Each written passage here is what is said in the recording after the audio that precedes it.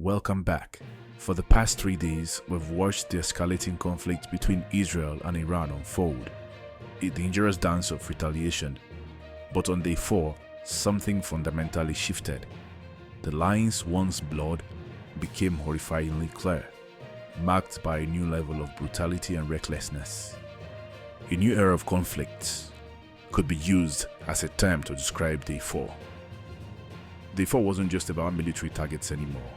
We saw a dramatic intensification, with both sides hitting what were once considered off-limits. Israel struck a hospital in Kermanshah, western Iran, and in a move that sent shockwaves, they hit the building of the Iranian state TV in Tehran during a live broadcast.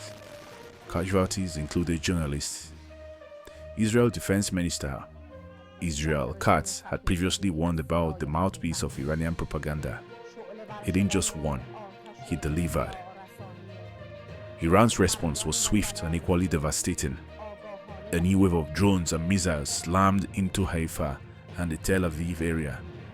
One missile hit a residential building in Petah Tikva. The Bazan oil refinery in Haifa, a vital part of Israel's infrastructure, was shot down after a direct hit, killing 3. The death toll in Israel soared to over 20, with hundreds wounded. This wasn't just a war on the battlefield, it was a war coming home. Amidst the chaos, Israel also reportedly targeting command centers of Iran's elite Quds force, an arm of the Islamic Revolutionary Guard Corps. 4 officials were killed, including the head of the IRGC intelligence organization. This follows earlier strikes that reportedly took out other high-ranking Iranian military intelligence figures. It's a clear attempt to decapitate Iran's command and control. And then, there is a specter of nuclear conflict. Israel claims its strikes have set back Iran's nuclear program by a very long time. While there was damage to an above-ground part of the Natanz enrichment site, reports suggest much of the enrichment activity, especially in deep underground facilities, might still be intact. The IAEA noted normal radiation levels, but the concern persists. The fear of widespread civilian harm became so acute that both sides issued evacuation warnings. Israel told hundreds of thousands in central Tehran to evacuate. Iran, not to be outdone, issued warnings for Israeli news channels N12 and N14. The message was clear: no one is safe. By the end of day 4, the human cost was staggering, close to 250 lives lost, with over 1,000 wounded. Both sides are accusing the other of deliberately targeting civilians. The world is watching, horrified. French President Emmanuel Macron called for an end to strikes against civilians. US President Donald Trump urged Iran to talk, but interestingly, he didn't commit to a joint G7 statement on the escalation, preferring to speak directly. The Gulf Cooperation Council warned of alarming and ambiguous scenarios, especially concerning attacks on nuclear facilities due to the environmental and health risks. Day 4 was a dangerous shift, targeting civilian media and hospitals. Even with claims of dual use, dramatically raises the stakes. The rhetoric is hardening, and Iran's ability to hit key Israeli cities suggests a more sophisticated response than some might have expected. The claims of full area superiority by Israel are now being seriously challenged. So what happens on day 5? Your trajectory suggests even more volatility. Let's consider a few possibilities. Scenario 1. The escalation spiral continues, fueled by vengeance. Both sides double down. Israel might attempt a high-profile surgical strike on a key Iranian political or military leader inside Iran. The goal: decapitation.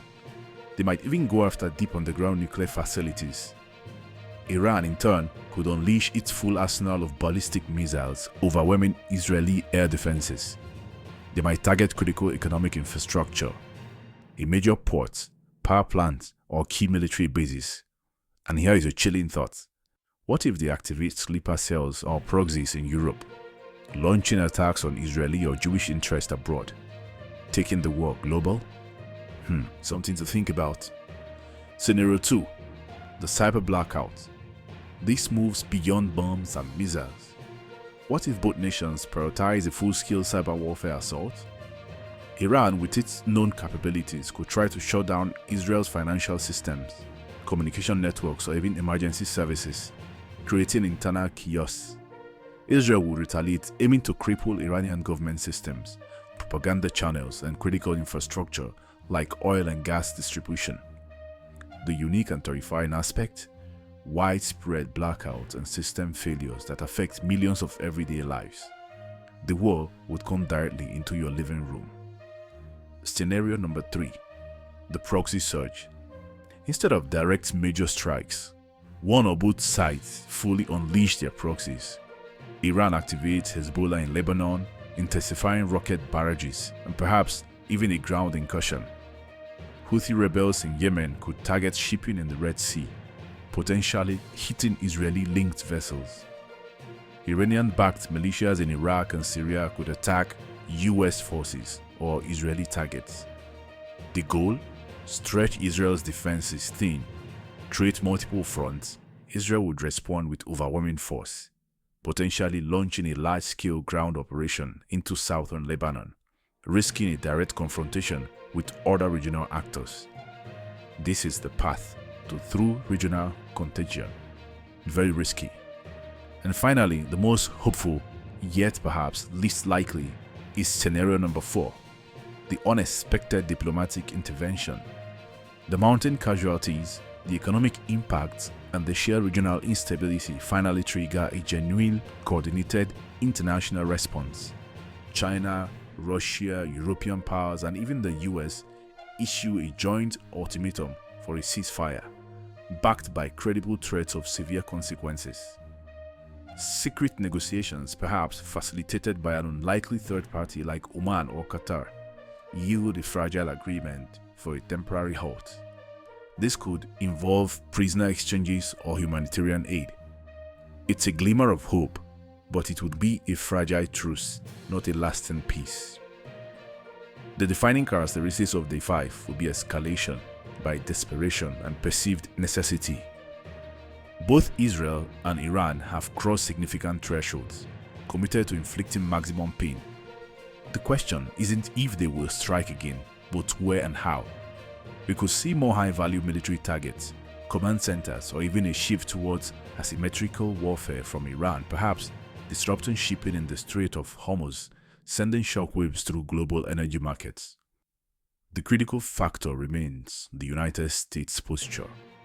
While Trump talks the escalation, a direct hit on a US embassy or a significant US interest would fundamentally change the game, potentially pulling Washington into direct military action.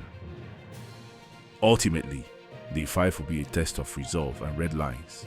Each strike pushes the boundaries further, increasing the probability of a catastrophic miscalculation or an event that irrevocably widens this conflict.